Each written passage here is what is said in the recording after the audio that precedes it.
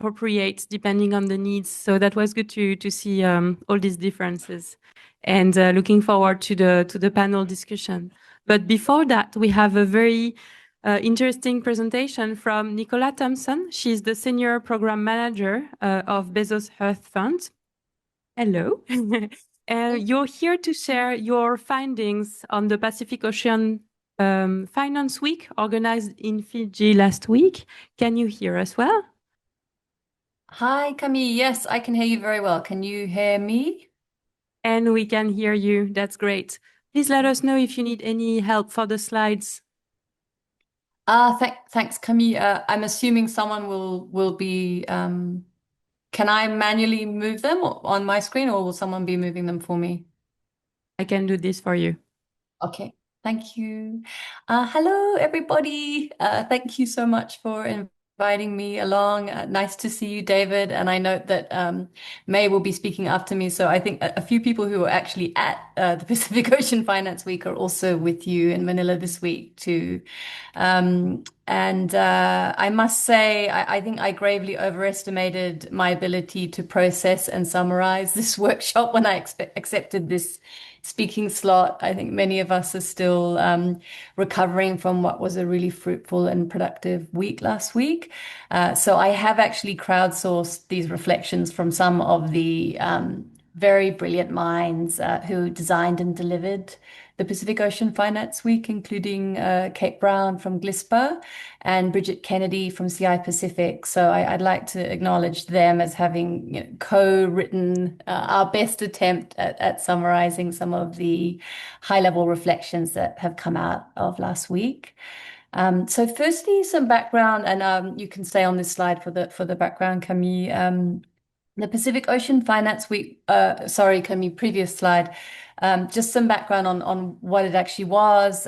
It was a kind of combination of workshops over the course of a week that were convened by the Pacific Ocean Commissioner to advance practical solutions for sustainable ocean finance in the region. And the design and delivery of the week was actually led by Conservation International under the Pacific Ocean Commissioner team's direction. And they were able to do the host the week with funding support from the UK government and support from other partners, including the Bezos Earth Fund. So what the week was really an effort to bring together a lot of different Pacific Ocean finance practitioners, including governments, delegates from 15 different Pacific countries and territories, representing a combination of ministries, including finance, fisheries, and environment ministries, along with regional organizations, NGOs, finance experts, including David, and development partners. And the point of the exercise was to examine conservation trust funds along with a broader menu of blue finance instruments. And to, I think, the spirit of the week was really to move beyond theory and to share candid lessons on what's working, what's not, and what is required both institutionally and politically to scale long-term predictable financing for the ocean priorities we have in the Pacific. So I just to give everyone, again, I can see a room full of people, but I wanted to make sure I provided that context around what we were getting up to last week before diving into the reflections. Next slide, please, Camille. So one of the questions that I was asked to reflect on was specific reflections in relation to conservation trust funds. So during the week, countries explored ocean and nature financing case studies, particularly from across the Pacific, but also from other SIDS regions. For instance, the Caribbean Biodiversity Fund flew over and were very generous with their time and expertise around sharing their experience and their case study. So we really took the time to review the full menu of ocean financing instruments available to the Pacific and to consider their appropriateness in different national, economic, and community contexts. And one of the clear conclusions of the week was that conservation trust funds are certainly tried and tested pathways for advancing conservation and ocean finance. As David's just pointed out, they've stood the test of time, and we know they work within the national economic, cultural, and community contexts of Pacific large ocean states.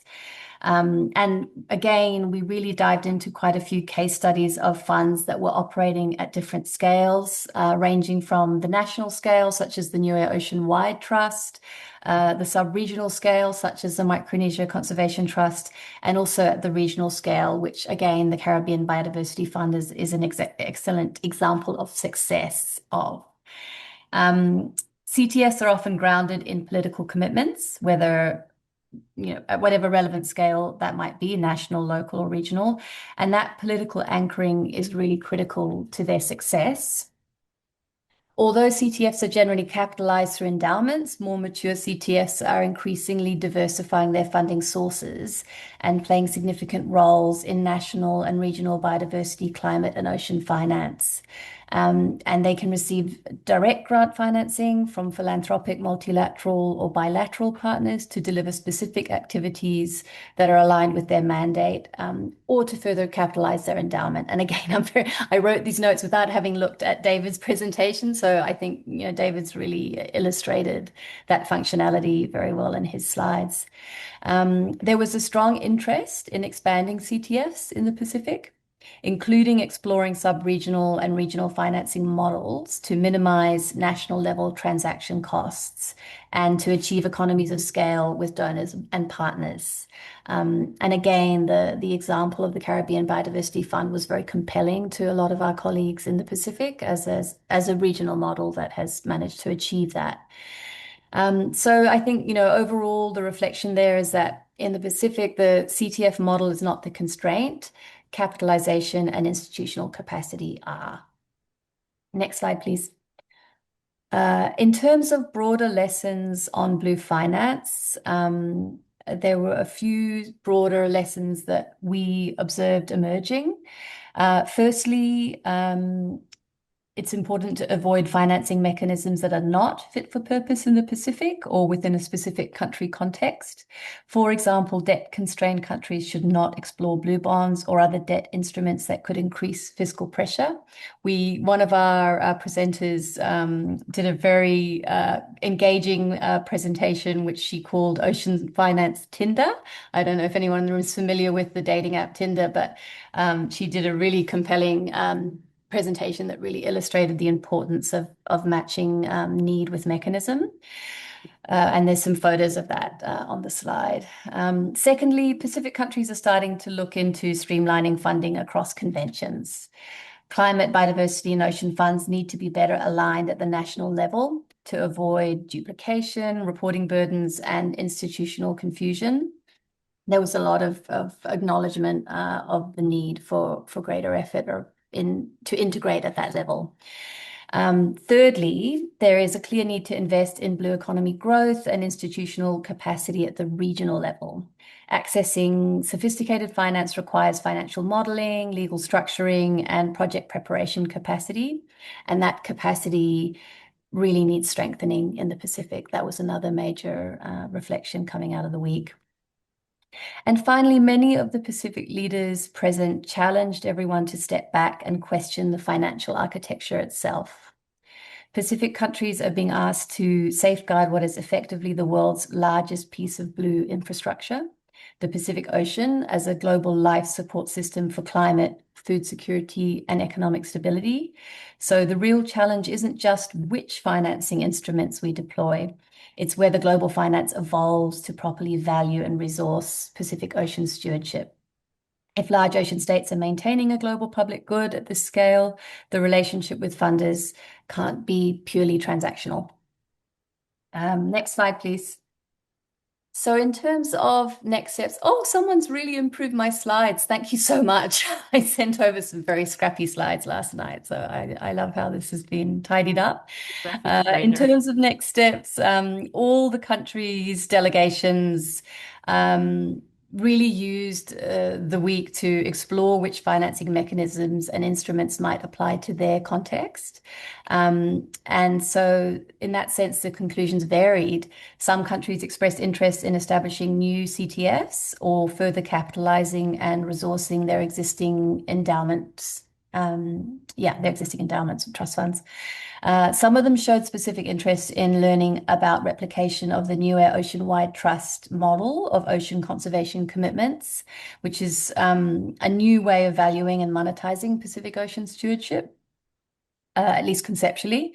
And other innovative philanthropic approaches were also explored, such as project finance for permanence or outcome-based bonds. These sorts of other approaches are potentially relevant, but require further technical assessment before they can be adopted. So it's important to emphasize that the workshop was not about prescribing a single model. It was about informed choice. And following on from the discussions last week, we hope that the countries and their partners will revisit financing options and validate practical pathways forward. We also really wanted to create an environment in which that peer-to-peer exchange could be enabled and enabled beyond the Ocean Finance Week. So everyone got all the materials promptly. They all have each other's contact details, and we hope that that peer exchange and collaboration will continue well beyond the week. There are a lot of communities of practice, so we didn't even use that word, but it was clear that everyone valued the opportunity to get together and get feel like there is a community that they can be in touch with beyond the week. So that's really it in terms of the reflections we were able to cobble together in our tired state. I hope that was useful, and I want to thank you again for the opportunity to share. We're still processing everything that came out of the week, as I'm sure is a little apparent. And I'm sure many of these themes will continue to evolve as countries take them forward in their own contexts. So it's really just the beginning of this exercise that we're embracing within the region. And that's it from me. So thank you and all the very best with your discussions today. I understand that May from the Micronesia Conservation Trust is speaking next. So I would love to stay and listen to that presentation, but I'm afraid I have to excuse myself. So thank you. Thank you so much, Nicola. Round of applause for you. Maya is actually not able to come, but we have great panelists that I'm going to